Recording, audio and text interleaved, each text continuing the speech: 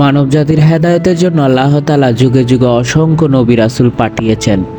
এই নবী রাসূলদের চরণ বা পা যেখানেই পড়েছে সেই মাটি যেন ধন্য হয়েছে। পৃথিবীর বুকে এমন এক স্থান আছে বা মসজিদ আছে যেখানে একজন দুইজন নয় ৭০ জন নবী রাসূল নামাজ আদায় করেছেন।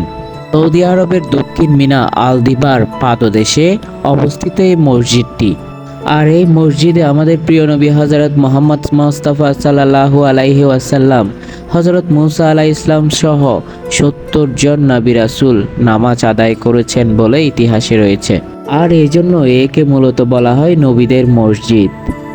এই মসজিদের নাম মূলত মসজিদুল খাইফ, যা ইসলামের ইতিহাসে অত্যন্ত গুরুত্বপূর্ণ একটি মসজিদ। মহানবী হযরত মুহাম্মদ সাল্লাল্লাহু আলাইহি ওয়াসাল্লাম বিদায় হজের সময়ও এই মসজিদে অবস্থান করেছিলেন এবং নামাজ আদায় করেছিলেন।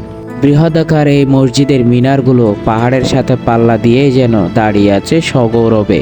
এই মসজিদে নামাজের অনেক বেশি ফজিলত এবং গুরুত্ব হাদিস সহ বিভিন্ন ইসলামিক বাণীতে রয়েছে। ঐতিহাসিক বর্ণনায় রয়েছে এই মসজিদের দৈর্ঘ্য ছিল ১২০ মিটার আর প্রস্থ ছিল ৫৫ মিটার।